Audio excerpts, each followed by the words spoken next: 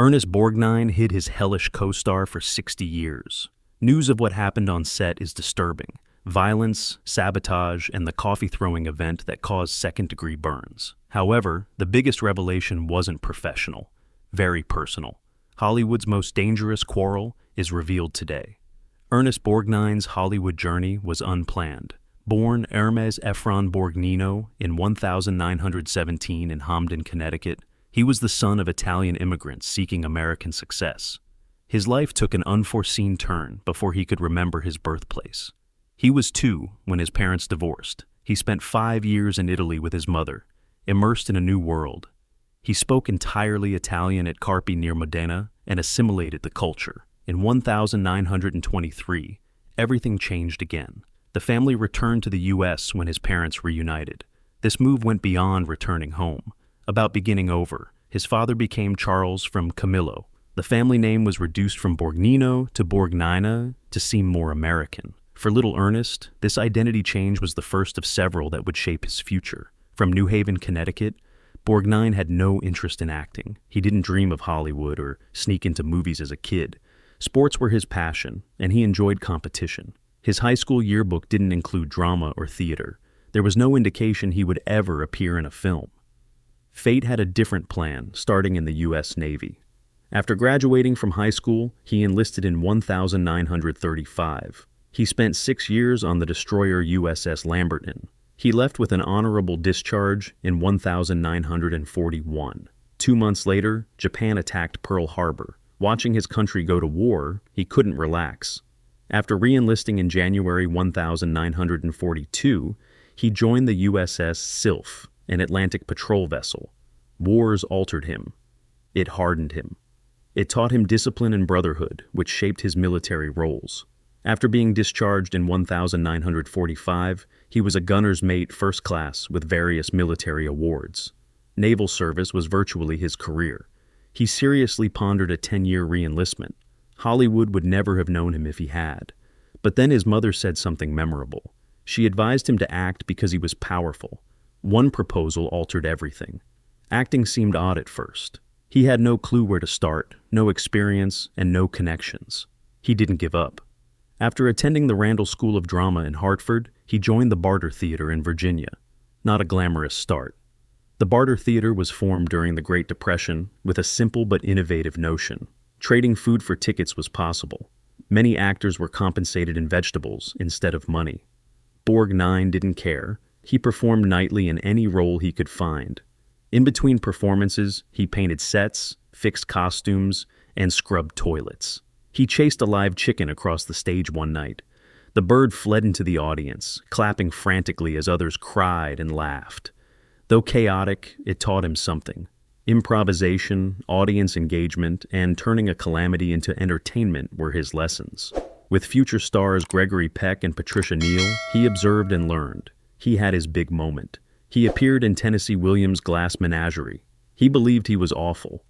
Audience disagreed. The performance was successful, and people started paying attention. He hit Broadway in 1949. Harvey, a long-running play with James Stewart, was his debut. But getting there wasn't easy. Casting directors were confused by him. His visage was too cruel for comedy and funny for drama. Harvey proved the doubters incorrect about his fit. Performing as a male nurse, Borg found his niche. Follow Stewart's every move to learn. He kept a notebook to observe Stewart's lines and master the technique in real time. The show gave him stability with 1,775 performances. The television called.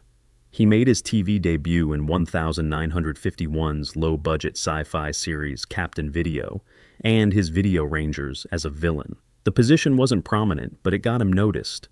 Columbia Pictures spotted his potential and offered him a modest role in The Whistle at Eaton Falls. Though little, it was a start. The 1953 picture, From Here to Eternity, was his breakthrough. He served in the U.S. Navy for 10 years before Hollywood. Military duties suited him because of that experience. He was unprepared for Sergeant Fatso Judson. The figure was vicious and sadistic, unlike the compassionate Borg. The film's most frightening sequence featured Judson beating Frank Sinatra's Angelo Maggio to death with a nightstick. The violence was surprising and upsetting. Sinatra doubted Borg's scary potential. Filming eliminated that doubt. Borgnine fully embraced the role. He spent days alone to get focused. He changed completely for the cameras. Sinatra refused to talk to him off camera for weeks after his stunning performance. Crew members avoided him. The role's intensity affected more than his co-stars. Long after filming, he remembered it. He then admitted to months of nightmares about the scene. Audiences reacted strongly. Some were so disturbed by his performance that they emailed him death threats, unable to distinguish actor from character. He suffered, but the part made him famous. 2 years later, he surprised Hollywood again. He wasn't a villain this time. In Marty, he played a butcher seeking love, total opposite of Fatso Judson. The film was risky. It cost $343,000, a pittance, an unprecedented sum for a Best Picture winner. Marty surprised spectators with his connection. Borgnine won Best Actor at the 1955 Oscars. He won for a debut main part at 38, making him one of the oldest. Even more astonishing, he beat James Dean and Spencer Tracy. His acceptance speech was straightforward. He thanked his mother for fostering his acting career. It was true that he rarely got the role. First, Delbert Mann wanted Rod Steiger, who played Marty on TV. First, Borgnine wasn't considered. An accidental meeting at a Hollywood party changed that. He wowed the producers enough to get a screen test.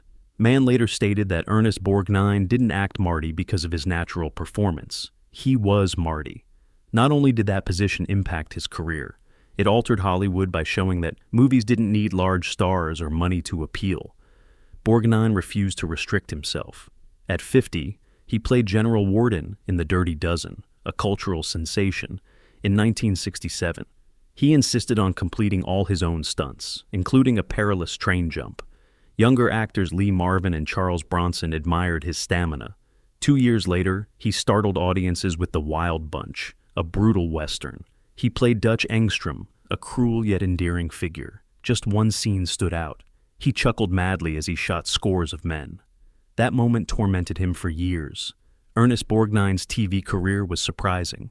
McHale's Navy launched his TV career. He became famous after 4 seasons of the show. Borgnine played laid-back Lieutenant Commander Quentin McHale, who led a misfit crew. The character was nothing like his hard roles before. Most individuals didn't know his performance was based on experience. His World II Navy service included years on the USS Sylph. He felt confident in the part even when the show was silly. McHale's Navy wasn't all fun and games. In Season 2, Borgnine had a catastrophic mishap on set. A pyrotechnic device exploded prematurely, injuring his face and hands. For 3 weeks, filming stopped while he recovered. Upon returning, his passion was greater. The role garnered him an Emmy nomination that year. The spectacle even affected military activities unexpectedly. The 1965 confidential document showed the U.S. Navy consulted with the Howe authors. Some administrators thought McHale's imaginative problem-solving could be advantageous. Operation McHale, a Navy training exercise, was inspired by the play. Those exercises are classified, but a sitcom influencing military policy is incredible. Unexpected changes plagued Borgnine's television career. He played Dominic Santine in Airwolf, a 1984 action series about a future chopper. Despite being 67, he kept going. He performed numerous feats himself. This decision nearly killed him in 1985. A chopper lost control and crashed feet from him during shooting. He survived with minor injuries because to his rapid responses. He met a new generation as Mermaid Man in SpongeBob SquarePants. His grandson, a major show fan, launched it. Boy kept telling him to be on it. Borgnine revealed this at a charity function in 1998. An executive from Nickelodeon requested him to read a few lines immediately. His napkin-scripted performance landed him the job. Fan favorite Mermaid Man appeared in 17 episodes spanning 13 years. The show's creators even referenced Borgnine's Navy experience in his discourse. His last recording session was 2 weeks before his death. He was one of the oldest voice performers, working age 95 in 2012. Borgnine once hated TV despite becoming a legend. After winning the Oscar for Marty, he was offered the lead in The Real McCoys in 1956. He declined, saying reporters' television is a fad. It will never last. Most cinema stars considered TV a step down then. In 1961, that thinking altered. He met a terminally ill youngster at a charity event. The toddler said watching movies in the hospital made him happy. The moment hit Borgnine hard. Television was more than entertainment, he understood. It could reach people better than movies. The Real McCoys, starring Walter Brennan, was a hit when he decided to try TV. Borgnine learned from that rejection. He grabbed McHale's Navy opportunity months later. Years later, he admitted his television mistake. In an interview, he stated, "I was foolish to assume TV was beneath me. Not the screen size. Audience heart size matters." Ernest Borgnine had a colorful love life and memorable performances. In 95 years, he married 5 times. Some marriages ended in heartbreak, scandal, and devotion. First wife Rhoda Kemmons was with him before stardom. Their 1952 daughter Nancy was born after their 1949 marriage. They lived together for nearly a decade. Then Hollywood changed everything. As Borgnine's career grew, their marriage ended. By 1958, it ended. His next relationship was with fiery Mexican actress Katy Jurado. They married in 1959, but had a strife relationship. Their conflicts grabbed headlines, and emotions became public arguments. It was enough by 1963. Another divorce, another lesson. The shortest and most notorious followed. Borgnine married Ethel Merman in 1964. Their connection lasted over a month. It started off like a Hollywood fantasy.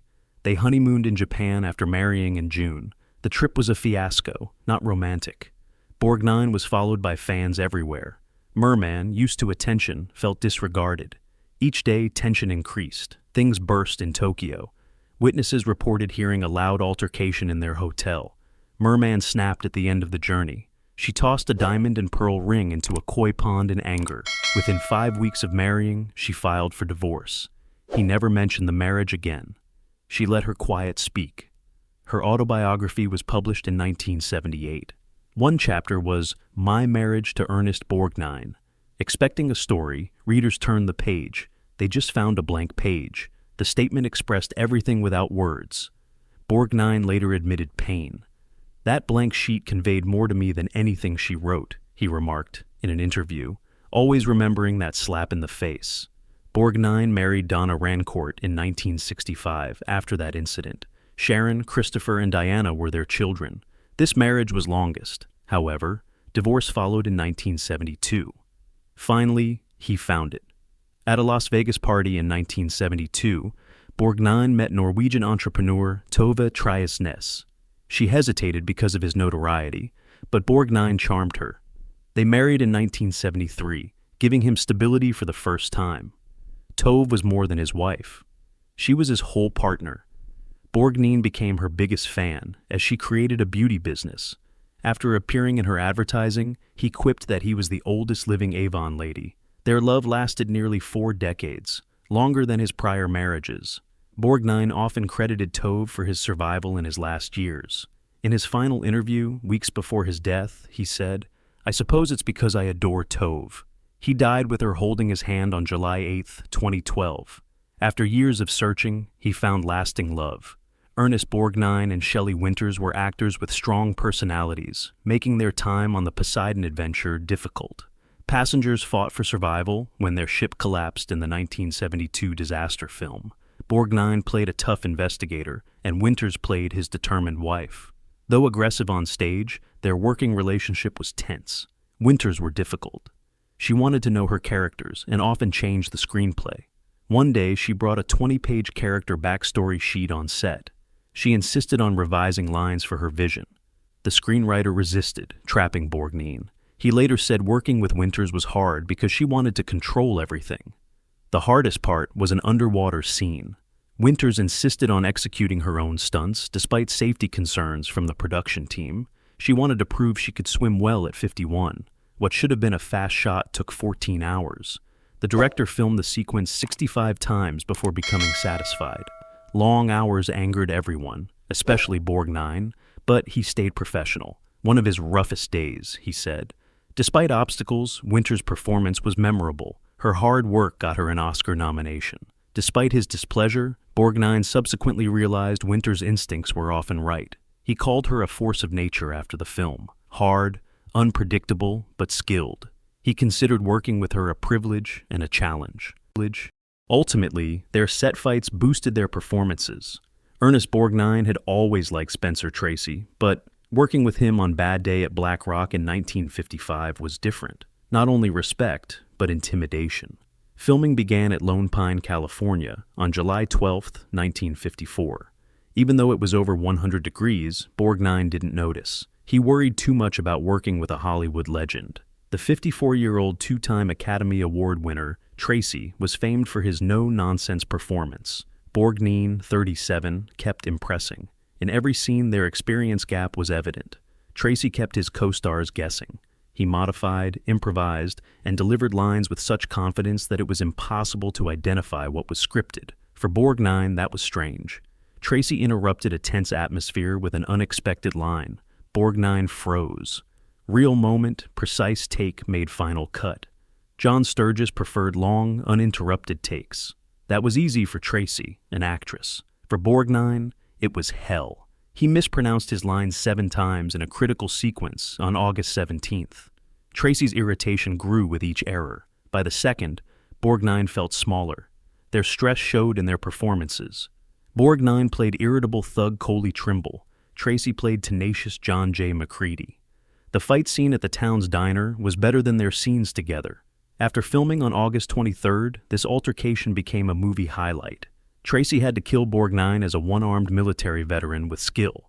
In reality, Borgnine was bigger. He was 5'9" and 210 pounds. Tracy, at 5'10", was lighter at 160 pounds. It took 14 attempts to get it right. And by the 7th, it felt too genuine. The set went dead when Borgnine accidentally punched Tracy's jaw. Tracy stopped, then shrugged. Borgnine's nerves were running high as he continued making mistakes. Tracy, staring him down, screamed, "You're not only wrong, you're wrong at the top of your voice." It felt personal. The fight ended with Tracy tossing Borgnine onto a table with a single-arm judo throw.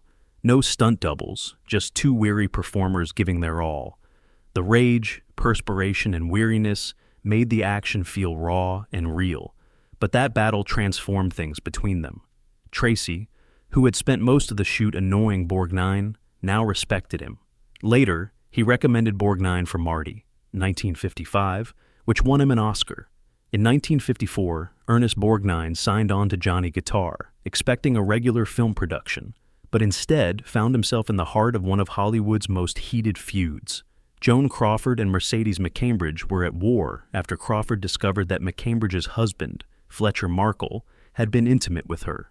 Since then, Crawford made McCambridge's life miserable. Borgnine witnessed Crawford rage onto the set, seize McCambridge's outfits, and throw them onto the roadway, forcing the crew to rescue them before they were lost in the Arizona desert.